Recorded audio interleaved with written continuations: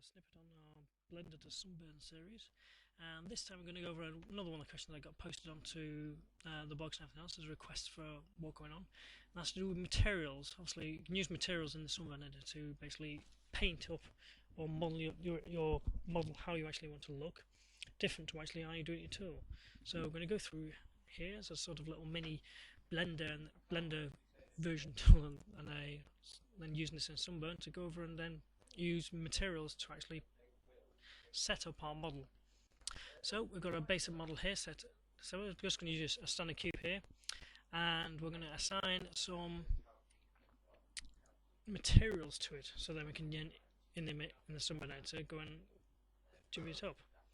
Now I'm actually upgraded to the most recent version of Blender in this case. Now it's the version 2.7, release candidate 2, and with that there comes a lot of other extra features and stuff and a few other little quirks. One of the first and foremost quirks is the fact that it is around UV modeling. Modeling is the fact that whether you bought your model in or whether you're doing it yourself, you need to make sure that the UV stuff is done first once you've got your model set up right. So as part of your post-production cycle for getting this out the door, make sure you do your UV model first. Don't know why, it seems just make life different. Now, first two things that I've noticed that are different in the new tool is that first you got the smart projection is actually now called the smart UV projection, and it's moved from the bottom all the way up to the top. Same as before, just make sure you got everything selected in the scene you want to actually project, and then set up. A little bit of extra options there, which disappear if you wave over them.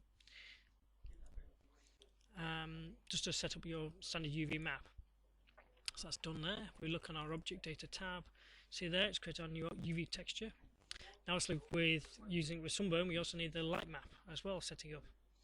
And you'll notice there's an extra new function here called the light map pack. So Blender's sort of reacted to light mapping as such, and there's a whole function now for actually creating light maps. And this has got an interesting extra little feature in it, in the fact that it will actually also then create you a new layer, which helps us a great deal for our light map.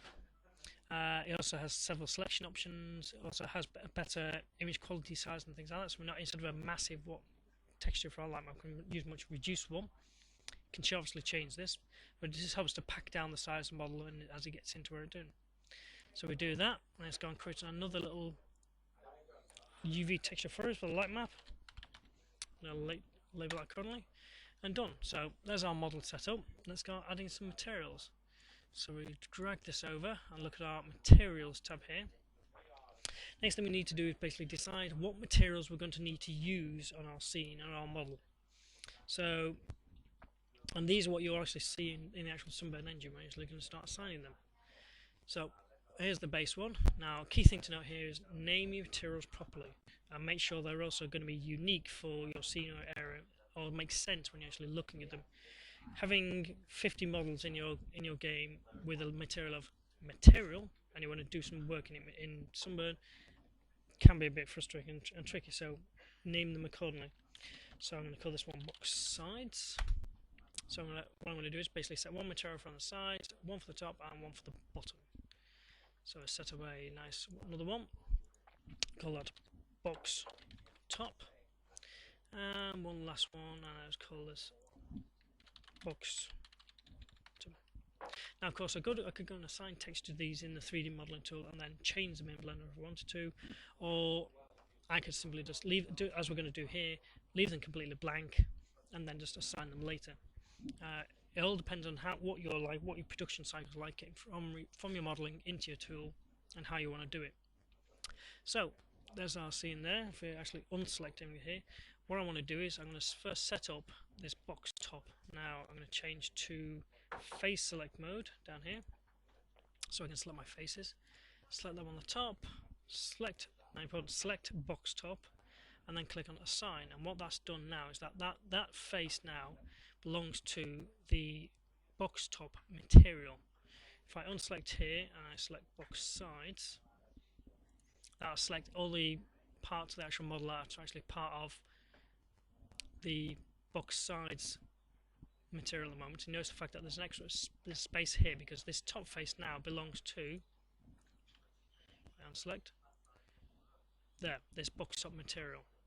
Now I'm going to go flip this over and I'm going to go and do the same here. So I'm going to unselect, select the bottom face, select my bottom material, and assign that one there.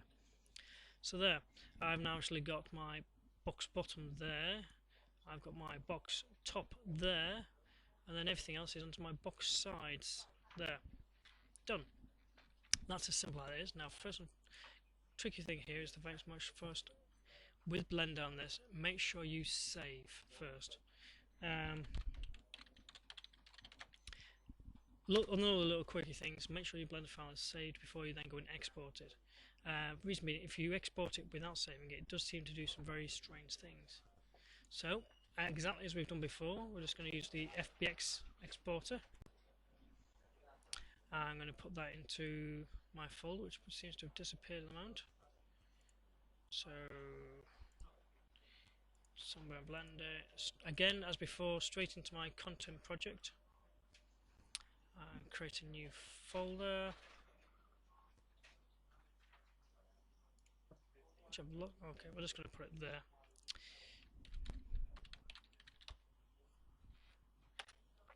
Bring it straight into our content project. I'd normally recommend doing it into a models folder, but we're just making this quick and easy. So there, done, exported, everything there. So if we switch now back over, if we switch over to SunBurn, you can see I've actually got two textures in here already, ready for using as materials in my scene. So I'll go over to my scene, import my model. There it is, the bottom of my folder. And away it goes, importing away. It shouldn't take very long because it's not a very complex model in itself. Done, and there we are. There's our nice box model there, which recognises as a cube. Throw that into the scene.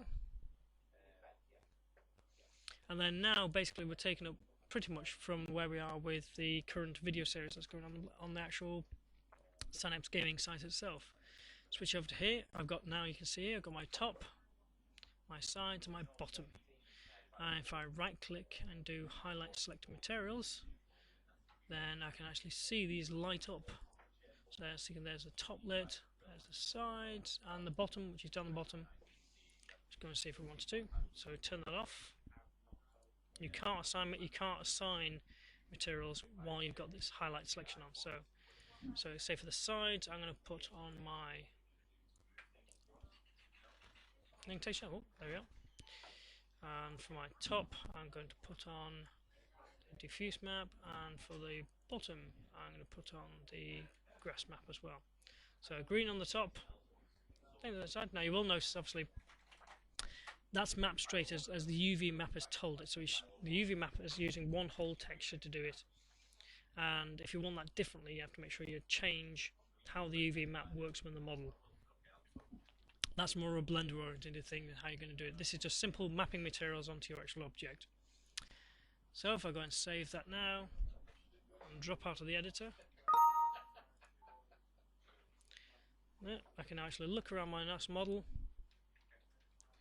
and you can see there's green on the top, down here, and very dark, just about making out. Yep, there's green on the bottom. Not very much lights down there. So that's it. That's showing how you can set up models in Blender for use in SunBurn with multiple materials, and then using Blender to then SunBurn, to then assign different textures and materials to each of the faces. Obviously, you can go much further with that now. You can actually put on your normal maps, and you can put on your emissive maps and things like that, and change all the different options we have in the editor around the materials and things itself. So that's me. That's done for another snippet, and I shall get back to you